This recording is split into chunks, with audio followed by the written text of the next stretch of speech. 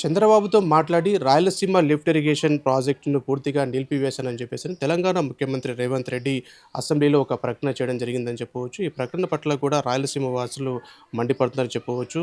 అయితే దీనిపైన మాట్లాడేందుకు మనతో పాటు కర్నూలు మాజీ ఎమ్మెల్యే గఫూర్ గారు ఉన్నారు. ఆయన అడిగి మరిన్ని విషయాలు తెలుసుకునే ప్రయత్నం చేద్దాం. సార్ చెప్పండి, ఇవాళ రాయలసీమ లిఫ్ట్ ఇరిగేషన్‌ను నిలిపివేశానని చెప్పేసని కూడా ఆ రాష్ట్ర ముఖ్యమంత్రి ప్రకటన చేశారు. ఇక్కడ మన ఏపీ ముఖ్యమంత్రి ఇంతవరకు స్పందించలేదు. ఏ విధంగా చూడాలి? ఏపీ ముఖ్యమంత్రి మొన్న ఏదో చెప్పాడు. అయితే రేవంత్ రెడ్డి, చంద్రబాబు నాయుడు ఇదేం గూడు పుట్టాని లోపల గుసగుసలు మాట్లాడుకోవడం కాదు. రెండు రాష్ట్ర ప్రభుత్వాలు అఫిషియల్గానే మాట్లాడుకోవాలి నా అభిప్రాయంలో. ఎందుకంటే ఆ రోజు అబ్జెక్ట్ చేశారు. ఏది రాయలసీమ ఎత్తిపోతల పథకము వైసీపీ హయాంలో మొదలుపెట్టినప్పుడు తెలంగాణ సైడ్ నుంచి అభ్యంతరం వచ్చింది. ఆ తర్వాత ఎన్జీటీకి పోయినారు. ఎన్జీటీ వాళ్ళు జోక్యం చేసుకొని వాళ్ళు పర్యావరణ అనుమతులు లేకుండా మీరు చేస్తున్నారు కాబట్టి ఆపేయండి అనేసి ఉత్తర్వులు ఇచ్చారు. అయితే కృష్ణా నదిలో ఉండేటువంటి వరద నీటిని రాయలసీమకు వాడుకోవాలనేటువంటి ఆలోచన సరైంది. అది వైసీపీ చేసినా, తెలుగుదేశం చేసినా, ఇంకోటి చేసినా, ఎవరు చేసినా కానీ రాయలసీమకు నీళ్ళు ఇవ్వాలి, రాయలసీమ నీటి అవసరాల కోసం కృష్ణానది మన నుంచి పోతుంది కాబట్టి మన నుంచి మనం వాడుకోవాలి అనేటువంటి కాన్సెప్ట్ వరకు కరెక్ట్. అయితే ఆ రోజు వైసీపీ కూడా ఎవరితో మాట్లాడలేదు, వాళ్ళంతా వాళ్ళు ప్రారంభించారు. ఆ తర్వాత ఎన్జీటీ ఆపేసింది. ఆపేసిన తర్వాత వైసీపీ మళ్ళీ ప్రయత్నం చేయలే, ఎన్జీటీకి రాయడం కానీ లేదా జలవనరుల శాఖకు రాయడం కానీ అట్లేం చేయలే. అది అట్లా ఆగి ఉంది. ఇప్పుడు కూటమి పట్టించుకోవడంలే, ఎందుకంటే మాకు సంబంధం లేదనేసి అంటున్నారు. నేను చెప్పేది ఏమిటంటే కూటమి ప్రభుత్వం కూడా వదిలేయకూడదు. రాయలసీమ ఎత్తిపోతల పథకం అనేటువంటిది కృష్ణా నీళ్లను, మిగులు నీళ్లను రాయలసీమ ప్రయోజనాలకు వాడుకోవడమే ఆ పథకం యొక్క ఉద్దేశం, అదనంగా డ్రా చేసుకోవడానికి. అయితే అదనంగా నీళ్ళు ఉన్నాయా లేదా అనేది టెక్నికల్గా అధ్యయనం చేయాలి. ఎందుకంటే ఇప్పుడు బ్రిజేష్ కుమార్ ట్రిబ్యునల్ యొక్క రిపోర్ట్ ఒకటి ఉంది. బ్రిజేష్ కుమార్ ట్రిబ్యునల్ రిపోర్టు కనుక అమలు జరిగితే ఇప్పుడు వచ్చే నీళ్ళు రావు మనకు. ఈ నీళ్లు కర్ణాటక వాళ్ళు అక్కడ ఆపుకుంటారు, మహారాష్ట్ర వాళ్ళు అక్కడ పైన ఆపుకుంటారు. ఎందుకంటే 75% డిపెండబిలిటీ నుంచి 85%కు మారింది అన్నప్పుడు వాళ్ళకి అదనపు జలాలు వాళ్ళు నిలబెట్టుకుంటారు. మిగతావే మనకు వస్తాయి. ఎన్ని వస్తాయి ఏమిటి అనేది అధ్యయనం చేయాల్సినటువంటి అవసరం ఉంది.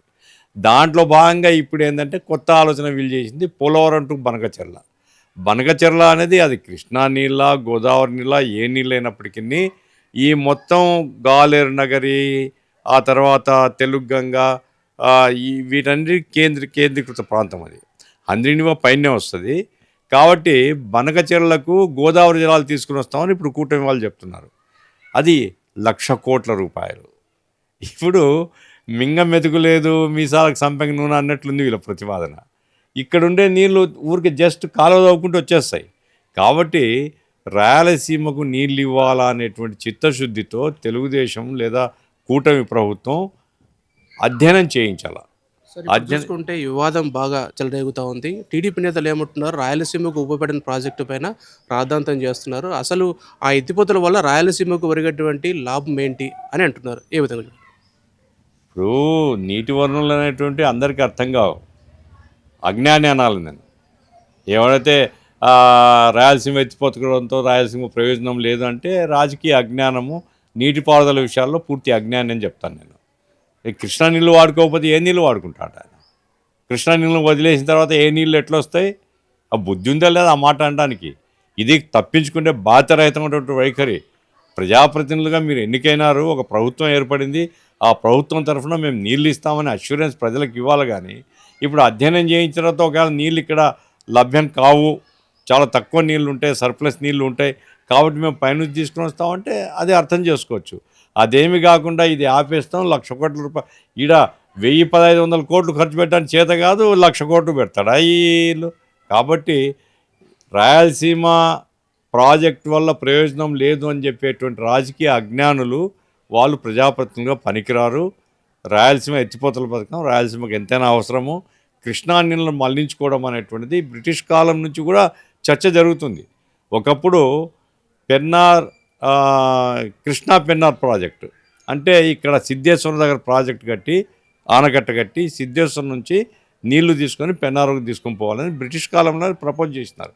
అయితే ఆంధ్ర ప్రజానీకం వ్యతిరేకించారు. ఎందుకంటే దీనివల్ల తెలంగాణ కానీ ఆంధ్ర కానీ దెబ్బతింటాయి, ఉత్తరాంధ్ర పైన కోస్తాంధ్ర. అందుకోసం పెన్నార్కు నీళ్ళు తరలించుకోవడం కరెక్ట్ కాదని చెప్పారు, ఆగింది అది. ఇప్పుడేమిటి, ఆ నీళ్లను నువ్వు తమిళనాడుకు తీసుకొని పోయేది పక్కన పెట్టు, కనీసం ఆంధ్ర ప్రాంతంలో ఉండేటువంటి కరువు ప్రాంతాలు రాయలసీమ, మార్కాపురం, లేకపోతే నెల్లూరులో పై ప్రాంతాలు, ఇవన్నీ నిత్యం కరువుతో ఉండేటువంటి ప్రాంతాలు. ఈ ప్రాంతాలకు నీళ్ళు ఇవ్వడానికి కృష్ణా నీళ్ళు ఇవ్వాలి, సులభం, గ్రావిటీతో పోతాయి. కాదు కృష్ణా నీళ్ళు ఇవ్వలేని పరిస్థితుల్లో గోదావరి నీళ్ళైనా మళ్లించేటువంటి పద్ధతిలో ప్రభుత్వం సీరియస్గా అధ్యయనం చేయించి ప్రాజెక్టులు పూర్తి చేయాలి. సార్ మనం చూసుకోవచ్చు, తెలంగాణ ముఖ్యమంత్రి రేవంత్ రెడ్డి స్వయంగా అసెంబ్లీలో ప్రకటన చేశారు, నేను మాట్లాడి ఇచ్చేసి ఆపేశానని. దీన్ని ఏపీ ముఖ్యమంత్రి ఖండించలేదు. అంటే వీరిద్దరి మధ్య జరిగిన ఈ సంభాషణ మనం నిజమని అనుకోవాలా? అంతే కదా, ఒక ముఖ్యమంత్రి బాధ్యతాయుతంగా అది కూడా అసెంబ్లీలో మాట్లాడినాడంటే మనం దాన్ని గాల్లో తీసేయకూడదు. అయితే ఏం మాట్లాడుకున్నారు, ఆయన ఏం అడిగాడు, ఈయనేం చెప్పాడు మనకు తెలియదు. ఏమైనప్పటికీ ఇట్లాంటి విషయాలు గూడు పుట్టడానికి పనికిరావండి. ఇట్లాంటి విషయాలు చంద్రబాబు కానీ, రేవంత్ రెడ్డి కానీ, ఇంకోరు కానీ గూడు పుట్టడానికి పనికిరావు. దీనివల్ల బద్నాం అవుతారు. చంద్రబాబు మీద ఒక పెద్ద బాధ్యత వచ్చి పడింది. ఇప్పుడు రేవంత్ రెడ్డి చెప్పిన తర్వాత రాయలసీమ ఎత్తిపోతల పథకాన్ని చేపట్టకపోతే చంద్రబాబు నాయుడు మాకు అన్యాయం చేసినటువంటి భావన ప్రజల్లో వస్తుంది. సమాధానం చెప్పాలా, అధ్యయనం చేయించాలా, ఏమాత్రం అవకాశం ఉన్నా రాయలసీమ ఎత్తిపోతల పథకాన్ని టేకప్ చేయాలి. సార్ గ్రీన్ ట్రిబ్యునల్కి వెళ్ళింది ఎవరు? ఎందుకు గ్రీన్ ట్రిబ్యునల్లో ఈ అంశం అక్కడ ఇబ్బంది పడుతుంది సార్? గ్రీన్ ట్రిబ్యునల్ అది న్యాయంగా అయితే గ్రీన్ ట్రిబ్యునల్ ఆపాల్సిన ప్రాజెక్ట్ కాదు. గ్రీన్ ట్రిబ్యునల్ పర్యావరణానికి ఏమైనా నష్టం జరుగుతుందా అనేటువంటిది అధ్యయనం చేసేదే. నీటి వనరులు గ్రీన్ ట్రిబ్యునల్ సంబంధం లేదు. అయితే తెలంగాణ వాళ్ళు వేశారు. అది తెలంగాణ వాళ్ళు వేయడంతో వాళ్ళు పరిశీలన జరిపి ఎంత మట్టి తీసినారు, ఇంత మట్టి ఇంత పెద్ద ఎత్తున ఇసుక తీయడానికి పర్మిషన్ ఎవరు ఇచ్చినారు, పర్మిషన్ లేవు కాబట్టి ఆపేయండి అని చెప్పినారు. అది పెద్ద పని కాదండి, పర్మిషన్ తీసుకోవచ్చు. సమస్య అంటే జలవనరుల సంఘం, అక్కడ మనం ఈ వాదన లేవదీయాలా. తెలంగాణ ఆల్రెడీ అబ్జెక్ట్ చేస్తుంది. తెలంగాణ వాళ్ళైతే గోదావరి నీటి మొత్తాన్ని ఎత్తుకొని 500 కిలోమీటర్లు ఎత్తిపోతల పథకం పెట్టుకున్నారు వాళ్ళు. కాళేశ్వరం ఎత్తిపోతల పథకము ప్రపంచంలోనే మొదటిదో రెండవది ఏదో ఉంది. అంతేకాకుండా ఇప్పుడు పాలమూరు రంగారెడ్డి, అసలు రాష్ట్ర విభజనలో పాలమూరు రంగారెడ్డి పేరే లేదు. ఇప్పుడు వాళ్ళు చేపడుతున్నారు కాబట్టి వాళ్ళైతే చేయొచ్చంట, మనం ఏం చేయకూడదంట. ఎక్కడ లాజిక్ ఇది? కాబట్టి మనము అడ్డగోలుగా చేయాల్సిన పని లేదు, కానీ జనవరుల సంఘంతో మనం మాట్లాడాలి, అధ్యయనం చేయించాలి ముందు. ఎన్ని నీళ్ళు మిగులుతాయి ఏమిటి. ఇప్పుడు ఆల్రెడీ మనకు హంద్రీనీవా ఉంది, గాలేరు నగర్ ఉంది, తెలుగుగంగా ఉంది, వెలుగొండ ఉంది. దీనికి సరిపోతాయా, ఇంకా ఎక్కువ ఉన్నాయా ఏమిటి అధ్యయనం చేయించి అవసరమైతే రాయలసీమ ఎత్తిపోతే, ఎందుకంటే చాలా ఖర్చు పెట్టినారు దాని మీద, చాలా ఖర్చు పెట్టినారు. మిషనరీ కూడా ఊరికే అట్లా వేస్ట్గా పడింది. అది సులభంగా అయిపోయే పని, పెద్ద కష్టం కాదు దానికి. ఇదైతే 1,00,000 కోట్లు ఏది పోలవరంది. అందుకోసం ఇదే సులభం కాబట్టి ఏమాత్రం అవకాశం ఉన్నా ఈ కృష్ణానది తీసుకోవడమే కరెక్ట్. కేవలం వరదలు వచ్చినప్పుడు వాడుకునేటువంటి ప్రాజెక్టు 3 టీఎంసీలు తీసుకోవడానికి వెసులుబాటు ఉంది. ఇలాంటి ప్రాజెక్టు మనం చేపట్టడం వల్ల తెలంగాణకు వచ్చినటువంటి నష్టం ఏంటి? 3 టీఎంసీ కాదు, ఎక్కువ టీఎంసీలు తీసుకుంటారు. సరే ఎంతైనా తీసుకోవచ్చు.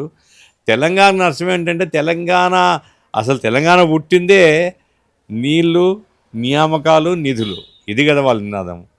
వాళ్ళు ఆల్రెడీ నీళ్ళు పెద్ద ప్రాజెక్టు కట్టుకున్నారు, ఇంకా వేరేవి కూడా టేకప్ చేస్తుంది. నేను చెప్తున్నాను ఏంటంటే తెలంగాణ కానీ ఆంధ్ర కానీ 2 రాష్ట్రాలు అభివృద్ధి కావాలా. ఇప్పుడు కృష్ణా నీళ్లను కేటాయించింది తెలంగాణ, ఆంధ్రాని కేటాయించలేదు. బచావ్ ట్రిబ్యునల్ అక్కడ ఉండేటువంటి ఆ రోజుకు ఉండేటువంటి ప్రాజెక్ట్స్ నీటి కేటాయించారు.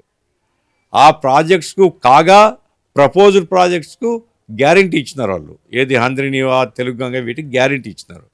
కాబట్టి ఇవి కాకుండా కొత్త ప్రాజెక్టులు అంటే మళ్ళా జలవనరుల సంఘం దగ్గర 2 రాష్ట్రాలు కూర్చొని మాట్లాడుకోవాలి. గోదావరి నీళ్లు కూడా వాళ్ళకు కొంత కేటాయింపులు అడిగితే నష్టం లేదు. ఎందుకంటే వాళ్ళ రాష్ట్రంలో ఎక్కడ ప్రాజెక్ట్, ఇప్పుడు అది కాళేశ్వరం కట్టుకున్నారు, ప్రాణహిత నది మొత్తాన్ని ఎత్తుకొని పోయినారు. ఇంకా ఏదైనా అవకాశం ఉంటే వాళ్ళు కట్టుకొని అభ్యంతరం లేదు. కానీ పోలవరం ప్రాజెక్ట్ దగ్గర శబరి ఇట్లాంటి నదుల నుంచి జార్ఖండ్, ఛత్తీస్గఢ్, ఒరిస్సా ఈ రాష్ట్రాల నుంచి చాలా పెద్ద నీళ్ళు వస్తాయి. ఆ నీళ్ళన్నీ సముద్రంలో పోయే బదులు పోలవరం కట్టుకోవాలనే ఆలోచన ఇప్పుడుది కాదు. ఇది ఎప్పుడో టంగుటూరి అంజయ్య గారు తెలంగాణకు చెందిన వ్యక్తి, ఆయన ఉమ్మడి రాష్ట్రంలో ముఖ్యమంత్రిగా శంకుస్థాపన చేసింది ఆయనే. కాబట్టి పోలవరం ప్రాజెక్టుకు అడ్డు చెప్పడం అనేది అవివేకం అంటాను నేను. ఇప్పుడు తెలంగాణ వాళ్ళకు అంటే టీఆర్ఎస్ కాంగ్రెస్ మధ్య వేరే ఏ సమస్యలు ఉన్నట్లేదు. దీనిల మీద ఆంధ్రాకి వ్యతిరేకంగా వాళ్ళు ఐక్యమవుతున్నారు. అది కరెక్ట్ కాదు. కాబట్టి తెలంగాణలో గోదావరి నీళ్ళకు సంబంధించి వాళ్ళు ఏదైనా ఇదిగో ఈ ప్రాజెక్టుని మేము కట్టుకుంటామంటే వాళ్ళు ప్రపోజ్ చేయమనండి. మన రాష్ట్రం అభిప్రాయాలు తీసుకొని ఫైనల్ చేయని. గోదావరిలో వాళ్ళకి నీళ్ళు ఉన్నాయి కొంచెం, మనమేం దాన్ని కాదాల్సిన పని లేదు. గోదావరిలో అత్యధిక నీళ్ళు వచ్చేది శబరి ఈ నదుల నుంచి, అంటే చివరిలో తెలంగాణకు ఉపయోగం లేదు. అది చివరిలో వస్తాయి, మనకు ఆంధ్రాకి కలుస్తాయి. కాబట్టి మిగులు సముద్రంలో పోయేదాన్ని మేము వాడుకుంటామంటే వితండవాదం ఇది. అరే మన రాష్ట్రం ఇప్పుడు పోలవరం ప్రాజెక్ట్ ఎవరిదండి? మనం కడుతున్నామా? కేంద్ర ప్రభుత్వం కడుతుంది. నువ్వు ఆ రోజు కేసీఆర్ ఒప్పుకున్నాడు కేంద్ర ప్రభుత్వం కట్టడానికి. అందుకోసమే 5 మండలాలు కూడా మనకి ఇచ్చారు. ఇంత చేసిన తర్వాత ఇప్పుడు ఒక ప్రాజెక్టు మన ఏరియాలో మనం కట్టుకుంటే ఆ నీళ్ళు వాడుకోకూడదని చెప్పే వాళ్ళకేం హక్కు ఎక్కడి నుంచి వస్తుంది? కాబట్టి వాళ్ళకి ఏం హక్కు లేదు. వాళ్ళు గోదావరి మీద ఇదిగో మాకు ఈ ప్రాజెక్ట్ కట్టుకుంటామని వాళ్ళు అడగొచ్చు, అంతే. నిజంగా రాయలసీమకు ఉపయోగపడే ఒక ప్రాజెక్టు ఈరోజు నిలిచిపోయింది. కేవలం కొద్దిగా డబ్బులు వెచ్చిస్తే ఆ ప్రాజెక్టు పూర్తయ్యే అవకాశం ఉంటుంది. ఈ సందర్భంలో నాయకులంతా ఏకం కావాల్సిన అవసరం ఉంది. యాజ్ ఎ సిపిఎం పార్టీగా ఈ అంశాన్ని ఎలా ముందుకు తీసుకుపోతున్నారు? మేము రాయలసీమకు నీళ్ళు ఇవ్వాలి అనేటువంటి దాంట్లో మొదటి నుంచి మేము పోరాడుతున్నాం. ఇప్పుడు కూడా మా అభిప్రాయం అదే. అయితే రాయలసీమ ఎత్తిపోతల పథకానికి ఎన్ని నీళ్లు మనం వాడుకోగలుగుతాం, ఎన్ని మిగులు జలాలు వస్తాయి ఏమిటి అనేది. ఎందుకంటే నేను ఒక టేబుల్ ఇప్పుడే మీరు వస్తున్నారంటే టేబుల్ అని చూశాను నేను. ప్రతి సంవత్సరం 300-400 టీఎంసీ ఇప్పటికి కూడా సముద్రంలో కలుస్తున్నాయి. 24-25 అయితే 1300 టీఎంసీలు కలిసినాయి సముద్రంలో. కాబట్టి వాళ్ళు అనవసరంగా గోల చేయడం తప్ప కాకి గోల. వాళ్ళ ఇష్యూస్ ఏదంటే వాళ్ళు మాట్లాడుకోవాలా. ఈ రాయలసీమ మీద ఎందుకో నాకు అర్థం కాలేదు, అంత పగ ఉంది వాళ్ళకు. అరే క్యానేమో రోజా ఇంట్లో చేపల పులుసు తిన్నప్పుడేమో రాయలసీమ వెనుకబడి ఉంది, మేము సహాయం చేస్తామని చెప్పినాడు. ఏం సహాయం ఇది? హరీష్ రావు ఏమో రోజు ధ్వజం ఎత్తుంటాడు. అట్లాగే రేవంత్ రెడ్డి మరి ఆయన తెలంగాణ బిడ్డ కాదు, ఆయన కాంగ్రెస్ పార్టీ, జాతీయ పార్టీ. అది కాంగ్రెస్ పార్టీకి తెలంగాణ ముఖ్యమే, ఆంధ్ర ముఖ్యమే. కాబట్టి 2 రాష్ట్రాలు ఎట్లా కలిసి ప్రయోజనాన్ని పంచుకోవాలని ఆలోచించాలి. కానీ అట్లా కాకుండా ఈ తగాదా పెంచుకోవడం వల్ల వాళ్ళకేం ఉపయోగం లేదు.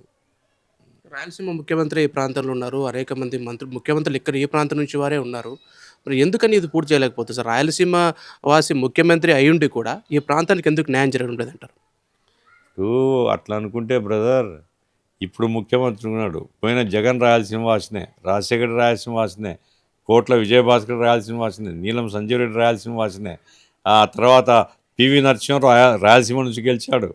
కాబట్టి ఈ లిస్ట్ అంతా చూస్తే చాలా పెద్ద పెద్ద నాయకులు ఉన్నారు రాయలసీమలో.